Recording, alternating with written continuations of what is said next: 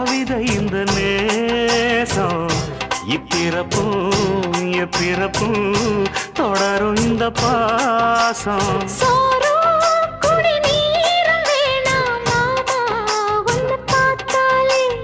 ஆரும்